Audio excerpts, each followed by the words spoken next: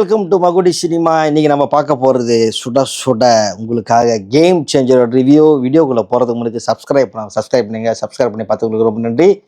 வாங்க வீடியோக்குள்ளே போகலாம். யாராவது have a blast.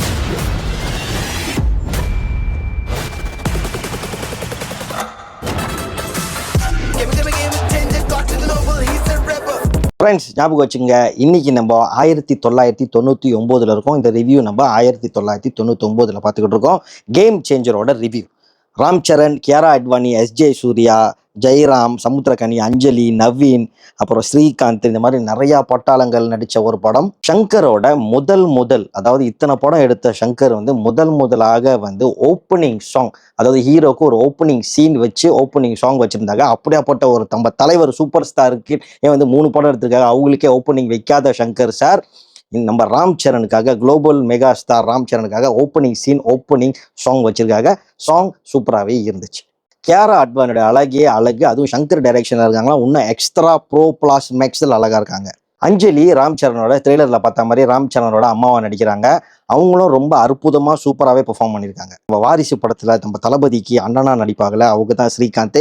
அவங்க ஒரு மினிஸ்டராக சிஎம்மாக நடிச்சிருக்காங்க. அவங்களோட ரோலும் ரொம்ப அற்புதமாக இருந்துச்சு. சுனில் ரொம்ப சூப்பராகவே ஒரு ரோல் நடிச்சிருந்தாங்க. சைடு அப்படின்னு ஒரு கேரக்டர் ரொம்ப அற்புதமாக நடிச்சிருந்தாங்க. அவங்கள பற்றி நான் சொல்லி ஆகணும். சுனில் வேறு யாரும் இல்லைங்க, நான் ஜெயிலர் படத்தில் கவலையா பாட்டுக்கு தம்மனா கூட கிம்சா பண்ணுவாங்கல்ல, அவங்க தான் சுனில். சுனில் ஆக்சுவலி நம்ம சந்தானம் மாதிரி ஒரு காமெடி ஆக்டர் முந்தைய ஒரு காலத்தில். திடீர்னு நம்ம SS ராஜமௌலி என்ன பண்ணாங்க, அவங்கள கூப்பிட்டு மரியண்டா ரமணா அப்படின்னு ஒரு படத்தை எடுத்தாங்க. அந்த படத்தில் அவங்க கிளைமேக்ஸில் 6 பேக் காமிச்சிருப்பாங்க. அந்த படம் வேறு எந்த படங்கள் இல்லைங்க, தமிழில் எடுத்த ரீமேக் பண்ண வல்லவனுக்கு புல்லும் ஆயுதம் சந்தானம் நடித்த படம் தான் அந்த மரியண்டா ரமணா, SS ராஜமௌலியோட படம். இந்த கேம் சேஞ்சரோட கதை என்ன? ரொம்ப சிம்பிளுங்க. நம்மளுக்கு ஏற்கனவே பழக்கமான கதை தான். ஒரு கலெக்டர், அதாவது ராம் சரண் கலெக்டராக இருக்காங்க. எஸ்ஜே சூர்யா சிஎம்மோட மகனாக இருக்காங்க. இவங்க 2 பேருக்குள்ளார நடக்கிற வார் தான், அதாவது கேட் அண்ட் மவுஸ் கேம் தான் இந்த படத்தோட கதை. படத்தில் இருக்கிற ஒரு 4-5 பாடல் இருக்கும்னு நினைக்கிறேன். டோப் பாட்டு ரொம்ப நல்லா இருந்துச்சு. ஜெருகண்டி பாட்டு ரொம்ப சூப்பராக இருந்துச்சு. பிரபு தேவாவோட கோரியோகிராஃபியில் ரொம்ப அற்புதமாக அந்த செட்டு வேற லெவலில் இருந்துச்சு. சங்கர் ஒரு விஷயத்த தெளிவாக ப்ரூஃப் பண்ணியிருக்காரு, நான் இன்னும் பிரம்மாண்டத்துலேருந்து விட்டுட்டு போகல அப்படின்னு. ஒரு சீன் ஒரு ஃப்ரேமும் மொத்தமாக ஃபுல்லாக கிராண்டியாக பயங்கரமாக வேற லெவலில் இருந்துச்சுங்க. பிக் பட்ஜெட் படம்னு நம்மளுக்கு தெளிவாக தெரியுது. எதுவுமே சாதாரண காட்சியே கிடையாது, எல்லாமே பிரம்மாண்டமான காட்சி.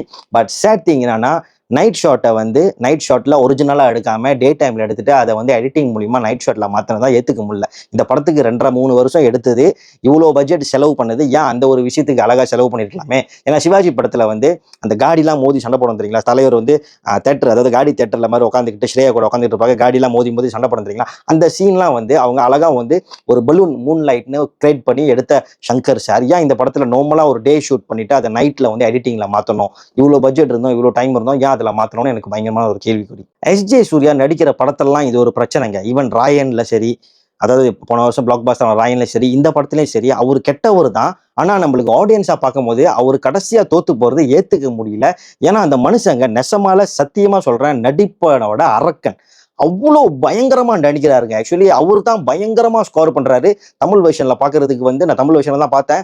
வேற லெவலான பர்ஃபார்மன்ஸுங்க, எக்ஸ்ட்ரா ஆர்டினரி. அந்த மனுஷன் இன்னும் நடிச்சுக்கிட்டே இருக்கணும், இன்னும் பார்த்துக்கிட்டே இருக்கணும் அப்படின்னு தோணுது. ரொம்பவே சூப்பராக நடிச்சிருக்காங்க. என்னை பொறுத்த வரைக்கும் நான் பாக்கெட்லேருந்து வெளியாக்கின படம் எஸ்ஜே சூர்யாவுக்கு சமர்ப்பணம். வேடிக்கிட்டா என்னப்பா சொல்ல வரேன்னு கேட்டிங்கன்னா, ஏஸ்ங்க, ரொம்ப நாளாக நம்ம OTTயில் தேடுவோம், ஸ்ட்ரீமிங்கில் தேடுவோம், பழைய படத்தை போட்டு நம்ம பார்த்துக்கிட்டு இருப்போம். ஏன்னா இப்போ உள்ள படத்தில் ஒரே ஜென்ரல் இருக்குது, த்ரில்லர்னா த்ரில்லர் இருக்குது, அப்புறம் லவ் எங்கெல்லாம் ஒரே லவ்வாக இருக்குது. ரொம்ப கொஞ்சம் என்ன சொல்லுவாங்க, குடும்பத்தோட பார்க்குற படங்கள் அந்த மாதிரிலாம் நம்ம நிறையா முனைவிக்கிட்டு கருவிக்கிட்டுலாம் இருப்போம், பழைய காலத்து படம் மாதிரி இல்லை அப்படின்னு. அந்த மாதிரி ரசிகர்களுக்கெல்லாம் இந்த படம் கண்டிப்பாக பிடிக்கும்னு நம்புகிறேன். ஃபேமிலியோட உட்காந்து போய் பார்க்க முடியுது, எல்லா காட்சிகளும் ஃபேமிலியோட உட்காந்து ரசிக்க முடியுது. இல்லைன்னா படத்தில் பாட்டு காட்சிகள், காமெடி, பிரம்மாண்டம், ஆக்ஷன் எல்லாமே இருக்கிற வாசி இந்த படம் எனக்கு ரொம்ப சாட்டிஸ்ஃபேக்ஷனாக இருக்குது. நம்ம அந்த லாஜிக்லாம் தூக்கி ஓரமாக வச்சிருவோம். இந்த ஸ்ட்ரீமிங்கில் OTTயில் உலக சினிமாலாம் பார்த்து அதை இந்த காலத்தில் நம்ம ரொம்ப லாஜிக் அப்படிலாம் நம்ம ரொம்ப ஃபில்டர் பண்ணுறோம். ஷங்கர் படம்லாம் நம்ம முந்தைய உள்ள ஷங்கர் படமே லாஜிக் இருக்காது. ஈவன் முதல்வன் படத்தில் அந்த ஒன் டே சிஎம்ஏ லாஜிக் இல்லாத சீன் தான். சிவாஜி படத்துலையும் லாஜிக் இல்லை தான். 2.0லையும் லாஜிக் இல்லை தான். ஈவன் பாய்ஸ் படம், இந்தியன் விஜிலாந்தே, அதுவும் லாஜிக் இல்லை தான். எல்லா படமும் ஆக்சுவலி அவங்களோட படம் லாஜிக் இல்லை தான். பட் என்டர்டைன்மெண்ட் ஃபேக்டராக நம்மளால அதாவது அந்த கதையை ரசித்து நம்ம ஜாலியாக நம்ம பார்க்க முடியும். அதே மாதிரி தான் அவங்க ஷங்கர் இப்பயும் ட்ரை பண்ணியிருக்காங்க. என்னை பொறுத்த வரைக்கும் இந்தியன் 2 மாதிரி கண்டிப்பாக இல்லை. இந்த படத்தை கண்டிப்பாக பார்க்க முடியும். ராம் சரண் ரொம்ப சூப்பராக பண்ணியிருக்காரு. என்னை பொறுத்த வரைக்கும் இந்த படத்தோட ஹீரோ எஸ்ஜே சூர்யா தான். ஒரே ஒரு பிரச்சனை என்னன்னா படத்தோட பேக்ரவுண்ட் ஸ்கோர், இந்த படத்து மியூசிக் வந்து இந்த படத்துக்கு மேபி அனிருத் கொடுத்துருக்கலாம், இந்தியன் படத்துக்கு அனிருத் கொடுக்காம ஐஆர் ரஹ்மான்ட்ட கொடுத்துருக்கலாம். இந்த படத்துக்கு வந்து தமன் வந்து இதுக்கு ஏற்ற மாதிரில ரொம்ப கொஞ்சம் சத்தமாக கொஞ்சம் நாய்ஸாக இருந்துச்சு. மேபி அனிருத்தை கொடுத்தா பெட்டராக இருந்திருக்கும், இல்லை வேற யாராச்சும் ஒரு மியூசிக் டைரக்டர் கொடுத்தா நல்லா இருந்திருக்கும்னு நினைக்கிறேன். தமன் இதுக்கு ஆப்டால. பட் சாங்ஸு ஜெகரந்தி சாங் நல்லா இருந்துச்சு. ஓப்பனிங் சாங் ஓரளவுக்கு பரவாயில்ல. அந்த ஃப்ளாஷ்பேக் போர்ஷன் உள்ள சாங் வந்து சத்தியமாக ஒர்க் அவுட் ஆகல. காமெடிலாம் ரொம்ப கிரிஞ்சாக இருந்துச்சுங்க. பட் ஓவராலாக நான் இப்போ என் போக்கையிலேருந்து வெளியாக்கி பார்த்த படம் இது. ஓகே, ஒர்த் வாட்சிங். See all next video. பாய்.